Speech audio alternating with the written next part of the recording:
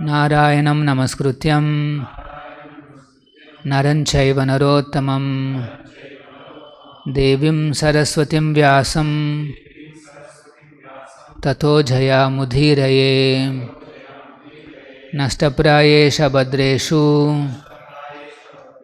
nityam bhagavata sevaya bhagavati uttama shloke bhakti bhavati naistiki. Reading from Srimad Bhagavatam, Canto 3, Chapter 7, Text 36. Anuvratanam Shishyanam Anuvratanam Shishyanam Putranam Cha Dvijottama Putranam Cha Dvijottama Anaprishtam Api Bruyuhu Anaprishtam Api Bruyu Guravaha Deenavassalaha Guravo Deenavassalaha Anuvratanam Shishyanam Putranam Cha Dvijottama Anaprishtam Api Bruyu Guravo Deenavassalaha.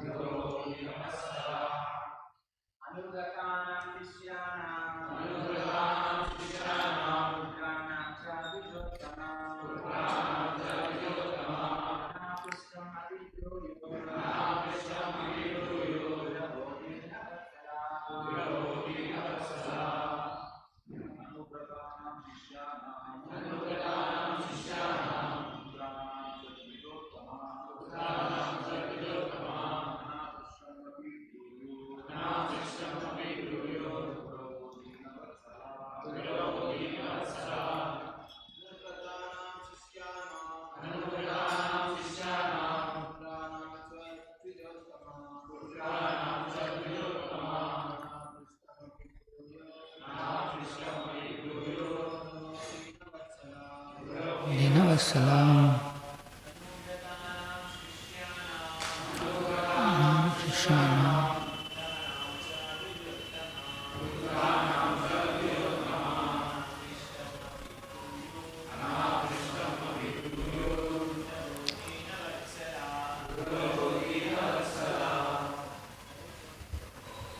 Anuvratanam, the followers, Shishyanam, of the disciples, Putranam, of the sons, Cha, also, Dvija Uttama, O best amongst the brāhmaṇas, Anaprishtam, that which is not asked for, Api, in spite of, the spiritual masters, Deenavassalaha, who are kind to the needy.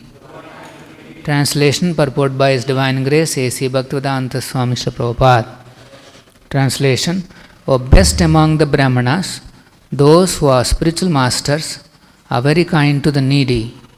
They are always kind to their followers, disciples and sons, and without being asked by them, the spiritual master describes all that is knowledge. Please repeat. O best among the brāhmaṇas, those who are spiritual masters are very kind to the needy. They are always kind to their followers, disciples, and sons, and without being asked by them, the spiritual master describes all that is knowledge. Purport by Srila Prabhupada. There are many subjects to be known from the bona fide spiritual master.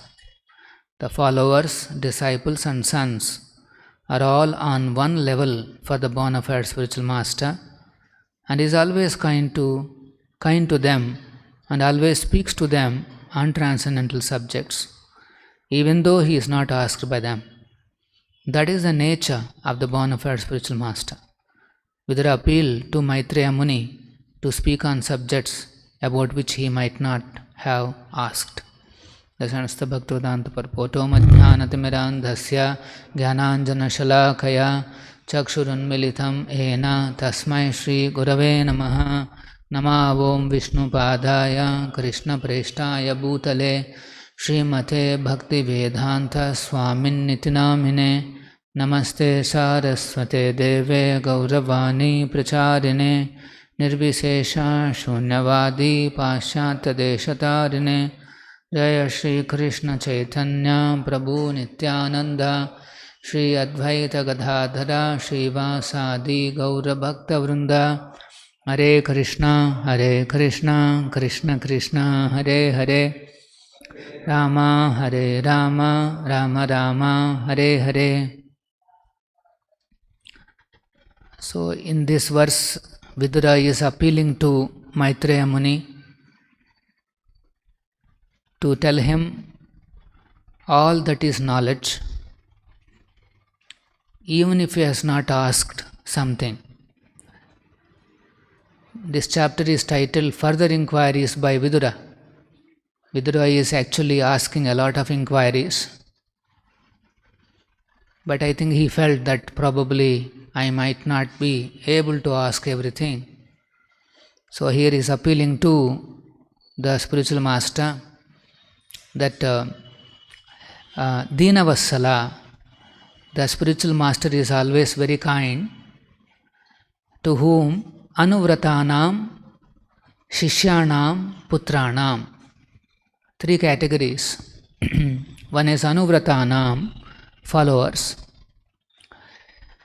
If the followers comes to a rigid commitment, then he becomes a disciple, Shishyanam.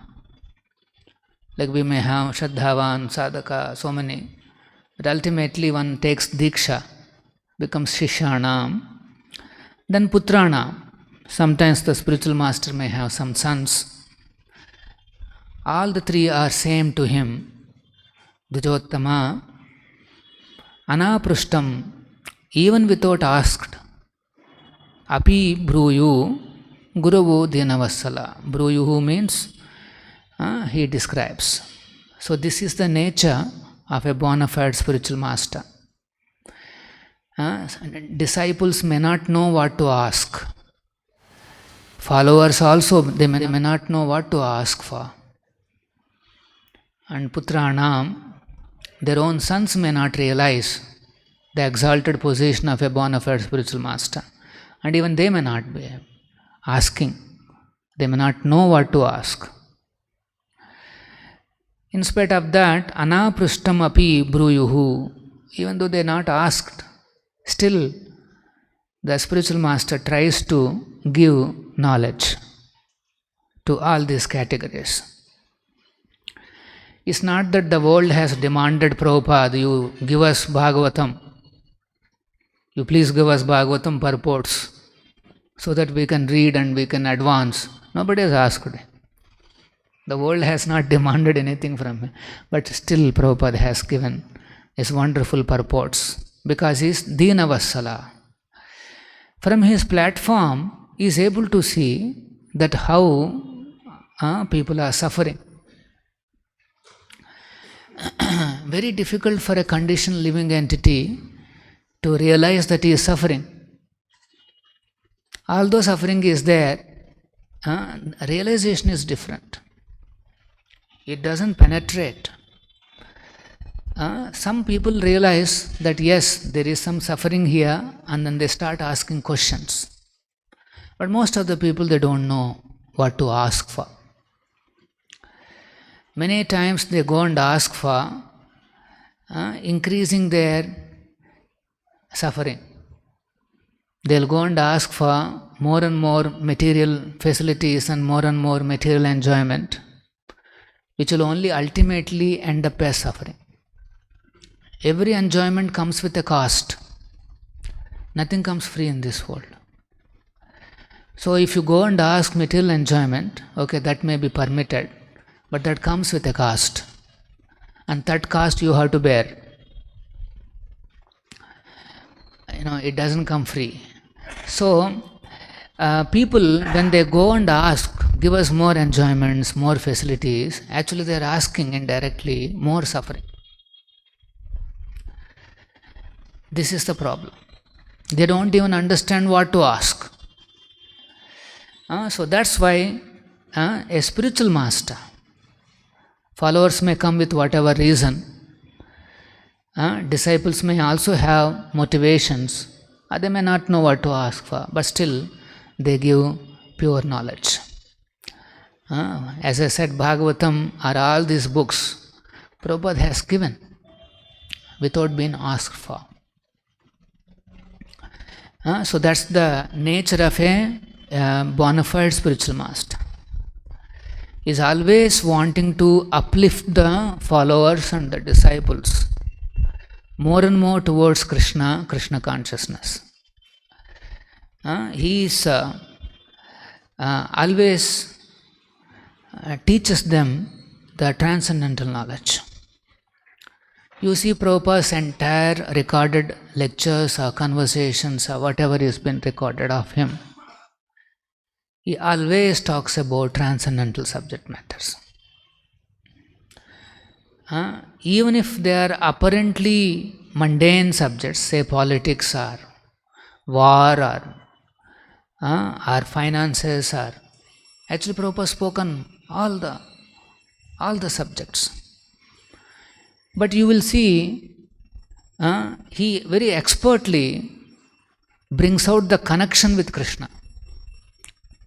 He may talk about any subject, but he will show us how that subject is connected to Krishna.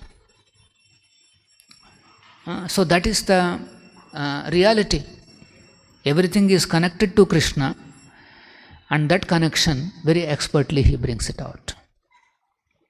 And in case somebody doesn't believe in Krishna or argues against Krishna, then you will see how Prabhupada very forcefully presents his arguments. In one of the lectures, Prabhupada was mentioning about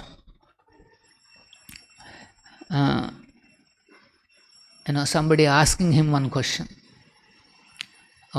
He is a member of Arya Samaji. They do not believe in temple worship. So Prabhupada is saying, so he asked me, Swamiji, do you think God eats? Then I said, yes. I means Prabhupada is saying yes. Then he asked, then how do you think? Because God says, I eat. Krishna says, Ashnami. So God says, I eat. So who are you that he does not eat? I replied him like that. Who are you? You say that God doesn't eat, but here God says, I eat. So whom shall I believe? A loafer like you or Krishna? So you can see very strongly Prabhupada used to bring the transcendental understanding. So as soon as we think of the spiritual master, followers, Shishyana, Putrana, I think we discussed this in the previous classes also. For an Indian mind, or maybe some the other countries also, what comes to our mind is that a person with a big beard and little old man, all white, is sitting under the banyan tree. We have banyan tree here. And some 20-30 people, students, they are also shaved up or whatever, they are also seated there. And you will see the Guru will be with a mudra and then talking to the Shishyana. And so that's the Guru-Shishya relationship. That is what is comes to our mind.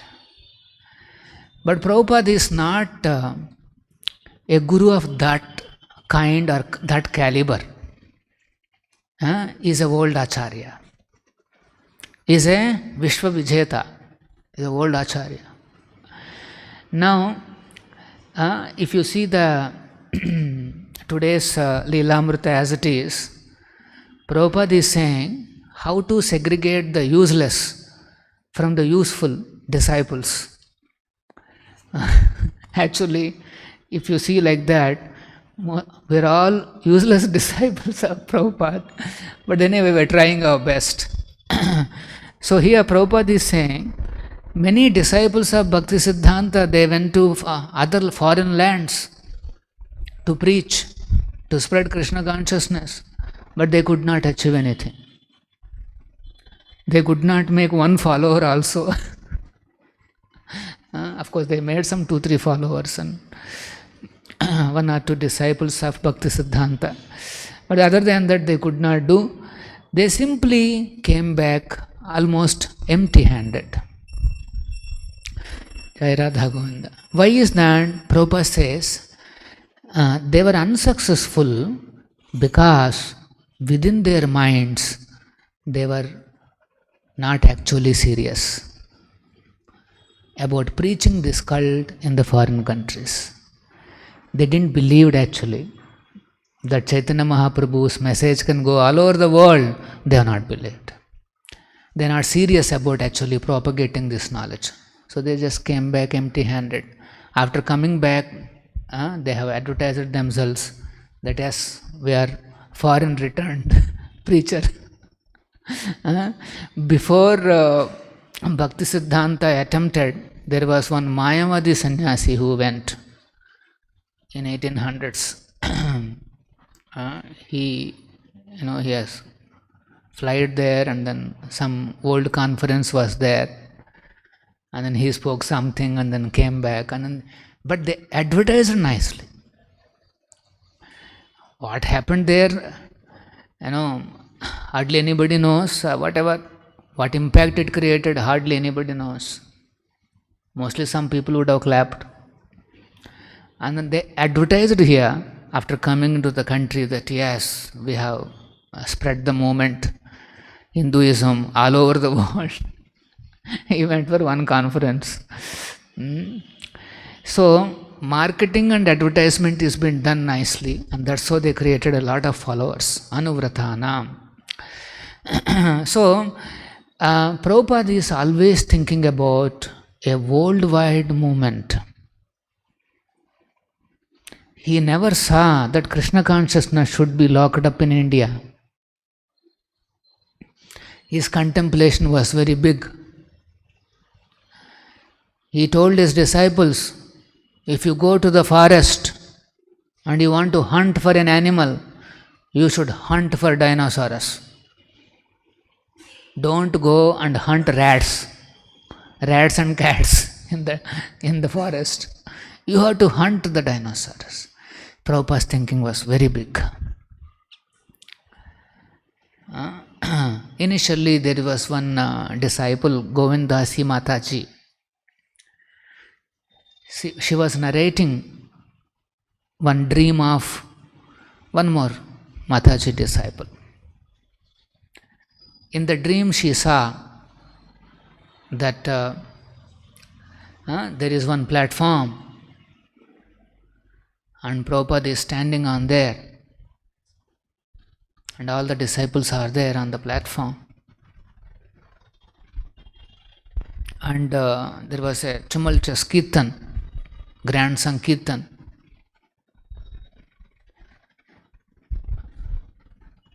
And entire earthly inhabitants are there standing on the platform. And kirtan is over, and Prabhupada is saying, Jam Vishnupad Paramahamsa Prabhupada. And the whole planet bowed down to Bhaktisiddhanta and to Krishna. This is the dream she got. And Govindasi tells this dream to Prabhupada. Prabhupada was smiling, and he was saying, yes, this is what I want. So you can see, he never thought anything small. He always thought, very big. And somebody asked, Prabhupada, what is the logic here? You are saying go to the forest and hunt dinosaurs. What is the logic here? And Prabhupada says, when people hear that you are going for hunting dinosaurs, they think, oh, it's a very difficult job. Actually, it's not easy. So Prabhupada says, let us say you go to the forest to hunt a dinosaurs. And let us say you could not do. People will say, it's okay, because after all it's a dinosaurus. You could not hunt. That's okay. But if you couldn't hunt, really?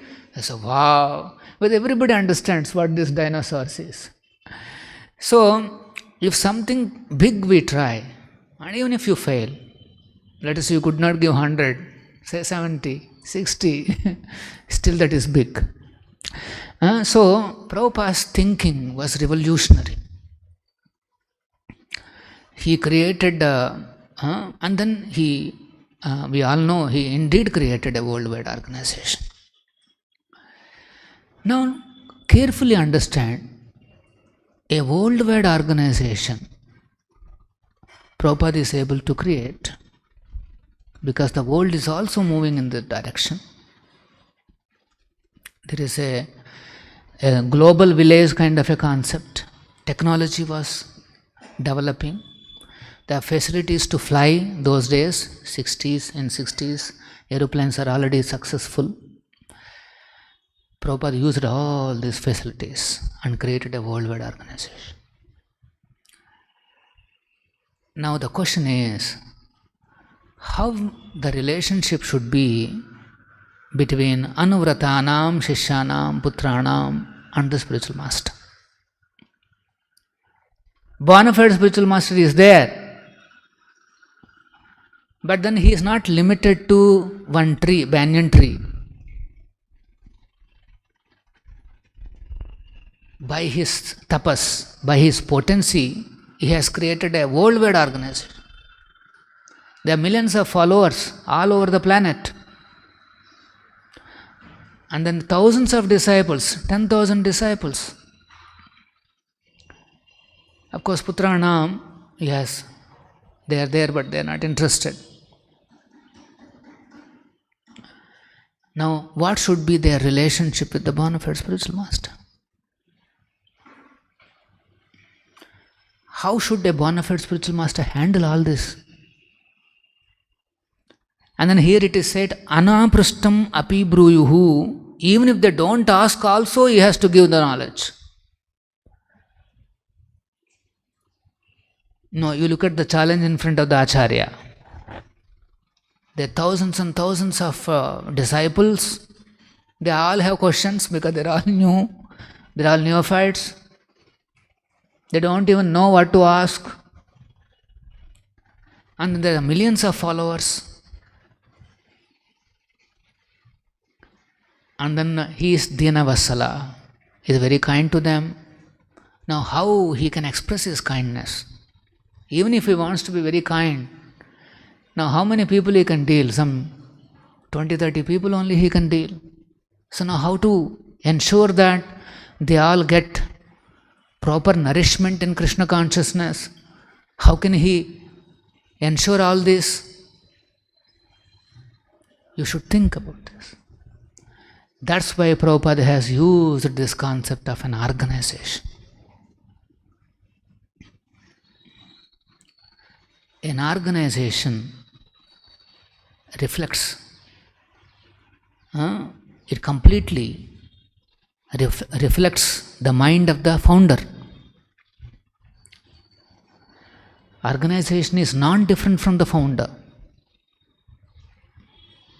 Because every bit of it, whatever has been created, that organization, there is a organizational structure, how it has to be managed, what should happen in each and every temple, what kind of people should manage, and how the knowledge has to be disseminated within the organization.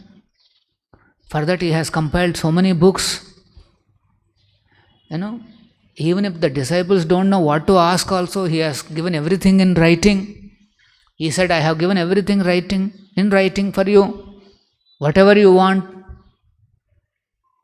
the knowledge that will take you back to Krishna, everything yes, I have given to you.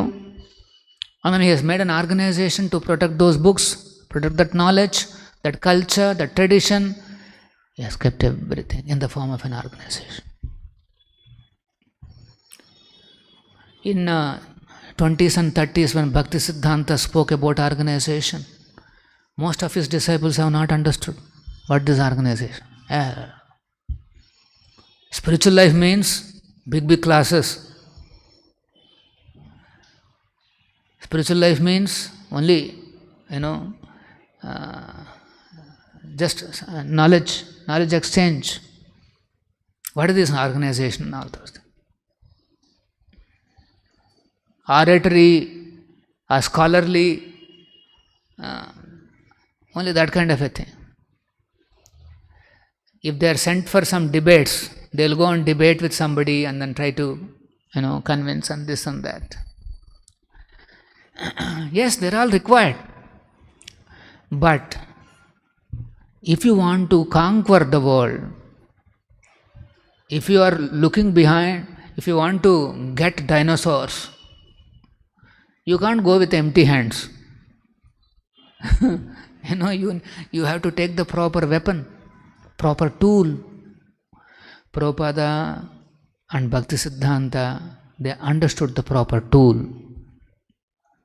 If Lord Chaitanya's message, if it has to reach the entire world, then it requires a proper tool, and that is organization.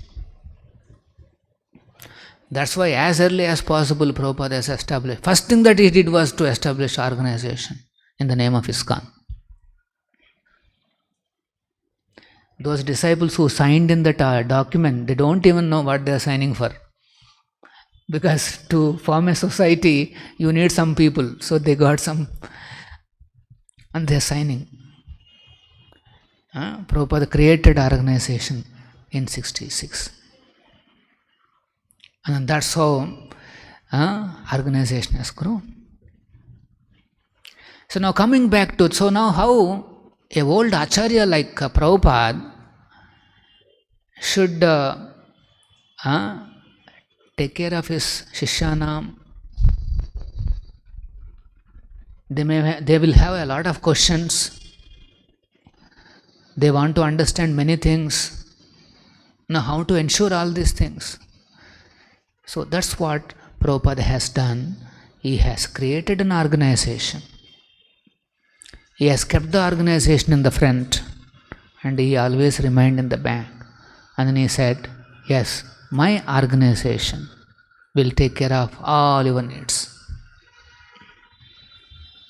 You have questions to ask? Yes. I have trained up some of the disciples in the philosophy of Krishna consciousness, who in turn trained up their next generation. They will further train up their next generations. And all this training is on the basis of what Srila Prabhupada has already given. If somebody is repeating, if somebody is reiterating the same philosophy of Prabhupada, in what way the disciple is lacking in knowledge? Let us say you go and ask Prabhupada is like this, Arya Samaji asked, does God eat? Now let us say you go and ask Prabhupada, does God eat? He will say the same answer.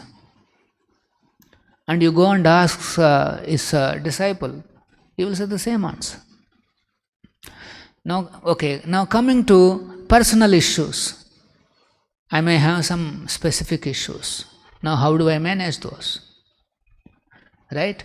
So somebody who is following this process for a decade, for 2 decades, for 3 decades, do you think they will not have answers for this?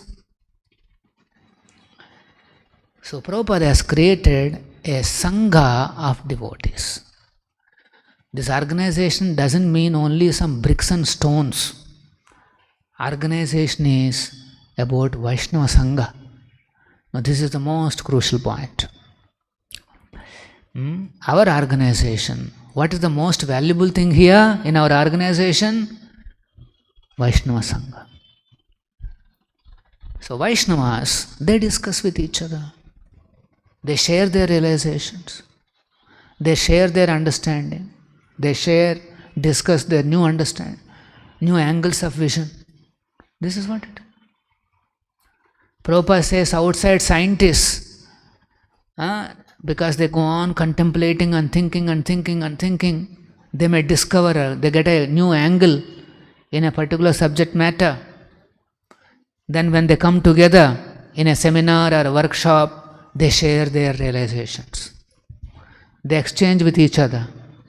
Similarly, Vaishnava Sangha is meant for exchanging all this.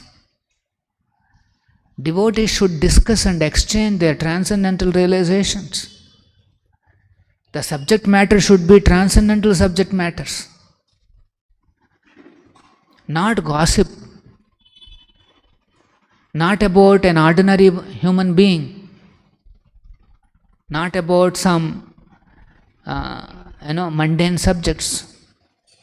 When we come together, we should discuss transcendental subject. Sometimes if the junior comes to us, Anaprustam, he may not know what to ask, or he may ask wrongly, or he may present it wrongly, but the seniors have to understand, okay, what is his mind, and try to understand and try to help him. Sometimes seniors may have to see what can go wrong in somebody's life, and then he has to speak to him about transcendental subject matter. And then Deenavassala, Guru is very kind. So that kindness has to be reflected in our dealings. That is Guru's kindness only, because personally we are not kind. We are very harsh people. We may be very angry people. But then Guru's kindness is available, and that should be distributed. Actually, Prabhupada has turned himself into an organization. So anybody can approach, inquire, get knowledge, grow, become a good devotee. Everything that is derived from a physical personality can be derived from what Prabhupada has given to us. It is foolish to say that Prabhupada is now dead and gone. It is foolish to argue that only personal presence can help a disciple.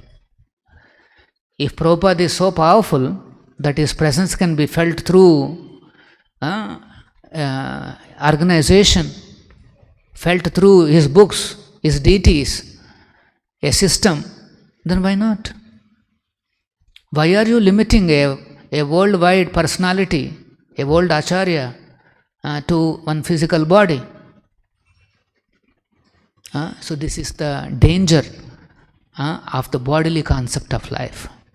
People who are grossly in bodily concepts, they think a person has to be physically present. But Prabhupada has shown that Acharya need not have to be physically present. He can make his presence felt exactly the way he was physically present through the organization, through the systems, and through his books.